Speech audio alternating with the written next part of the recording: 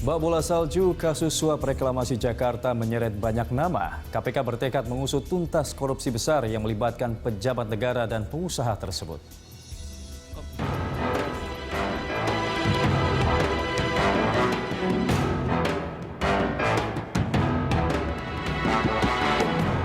Komisi Pemberantasan Korupsi kian gencar mengungkap kasus suap untuk memuluskan izin reklamasi yang sedang dibahas dalam Raperda DKI Jakarta.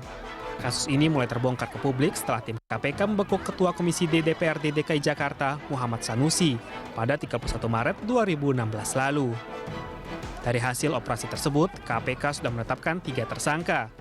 Selain Muhammad Sanusi, ada staf PT Agung Podomoro Land Trinanda Prihantoro dan Presiden Direktur PT Agung Podomoro Land Arisman Wijaya.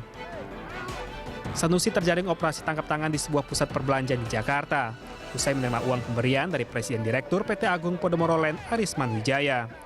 Politikus Gerindra ini diduga menerima suap secara bertahap, yang jumlahnya mencapai 2 miliar rupiah.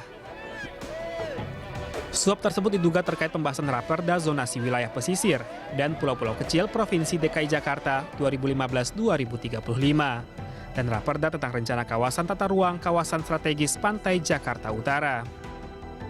Keterlibatan pengusaha dalam kasus suap yang menjerat anggota DPRD DKI Jakarta dari Partai Gerindra M. Sanusi menegaskan bahwa praktek kong-kali-kong antara pengusaha dan legislatif masih terus berlangsung. Wakil Ketua KPK, Laude Muhammad Syarif menjelaskan, kasus suap yang menjerat Ketua Komisi D DPRD DKI Jakarta bisa dikategorikan sebagai grand corruption. Kasus ini menjadi bukti nyata bahwa korporasi bisa mengintervensi proses pembuatan kebijakan pemerintah. Oleh karena itu, KPK sangat menganggap kasus ini adalah kasus yang sangat penting selama kami di sini karena ini adalah contoh yang paripurna tentang bagaimana korporasi mempengaruhi pejabat publik untuk kepentingan yang sempit, bukan untuk kepentingan umum. Direktorat Jenderal Imigrasi Kementerian Hukum dan HAM kembali mencekal 2 orang untuk berpergian ke luar negeri atas permintaan KPK. Pencekalan dilakukan selama 6 bulan ke depan.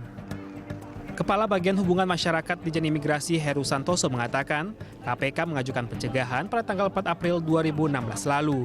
2 orang yang diminta dicekal adalah Geri Prasetya selaku sopir Sanusi dan perempuan bernama Berlian, Sekretaris Arisman Wijaya. Pencekalan masih terkait kasus reklamasi Jakarta. Reklamasi Teluk Jakarta dan pulau-pulau kecil di sekitarnya bukanlah wacana baru. Bahkan rencana ini sudah masuk perencanaan pemerintah 1 dasawarsa terakhir. Reklamasi yang pada dasarnya membuat daratan baru di laut dengan cara pengerukan, pengeringan lahan, dan mengatur sistem drainase sudah mengemuka di tahun 1980-an. Reklamasi Pantai Pluit di awal 80-an, reklamasi Pantai Indah Kapuk di tahun 1991, serta reklamasi Berikat Marunda pada tahun 1995. Jadi contoh keberhasilan menciptakan daratan baru di Teluk Jakarta. Reklamasi dipilih pemerintah sebagai perluasan wilayah Jakarta karena pengembangan wilayah di selatan Jakarta sudah tidak memungkinkan lagi. Sebab wilayah selatan sudah ditetapkan sebagai kawasan konservasi. Rencana reklamasi seluas 2.700 hektar pertama kali dipaparkan Gubernur Wiyogo Atmodarminto kepada Presiden Soeharto pada Maret 1995. Tujuannya selain jadi solusi kelangkaan lahan di Jakarta, reklamasi bakal membuat wilayah utara Jakarta yang tertinggal jadi wilayah baru yang modern dan memiliki fasilitas super lengkap. Sempat terkatung-katung, pada tahun 2012, Presiden SBY merestui reklamasi dengan menerbitkan Perpres nomor 122.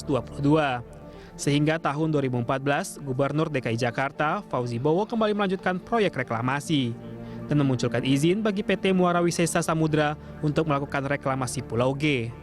Akhir Oktober 2015, Pemprov DKI Jakarta mempersiapkan pengembangan pulau-pulau reklamasi seperti Pulau O, Pulau P, dan Pulau Q yang terintegrasi dengan Pulau N untuk pembangunan Port of Jakarta. Reklamasi ini kemudian disiapkan payung hukumnya lewat pembahasan 2 raperda antara eksekutif dan legislatif. 2 raperda itu adalah Raperda Zonasi Wilayah Pesisir dan Pulau-Pulau Kecil, serta Raperda Tata Ruang Kawasan Strategis Pantai Utara Jakarta.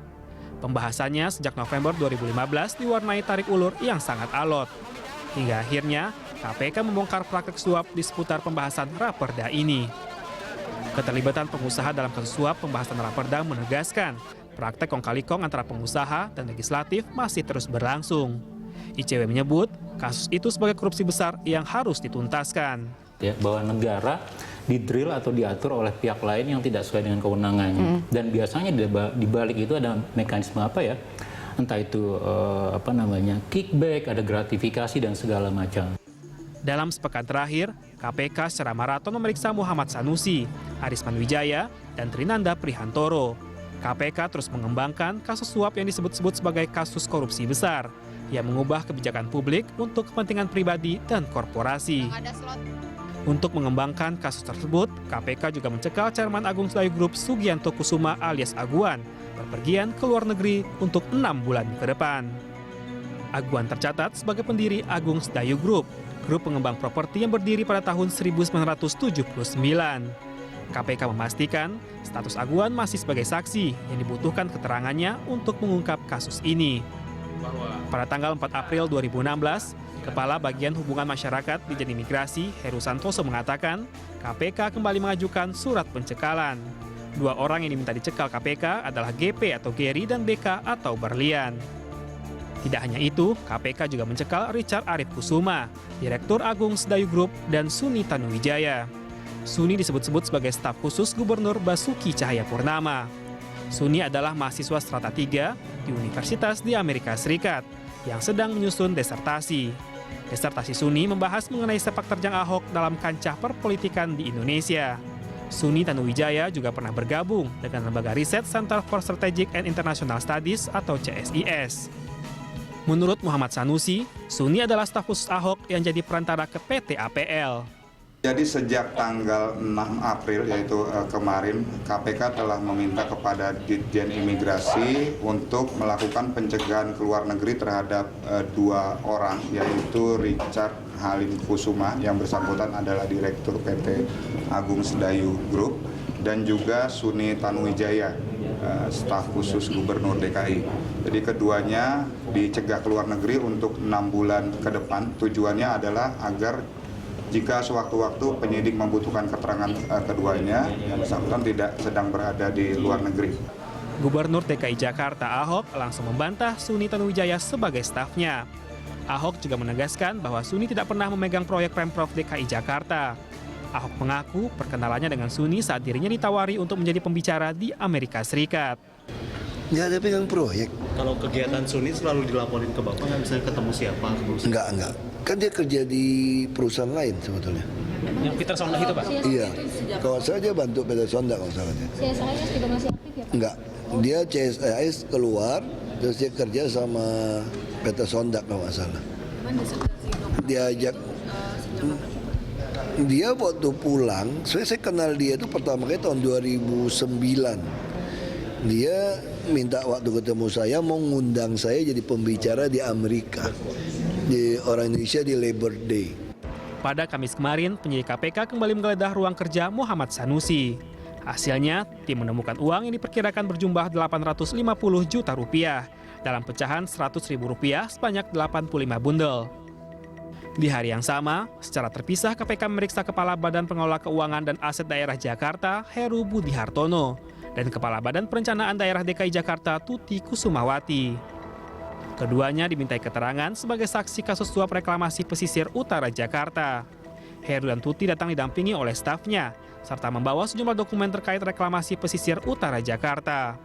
Heru adalah bakal calon wakil gubernur yang dipilih Basuki Cahayapurnama untuk maju lewat jalur independen.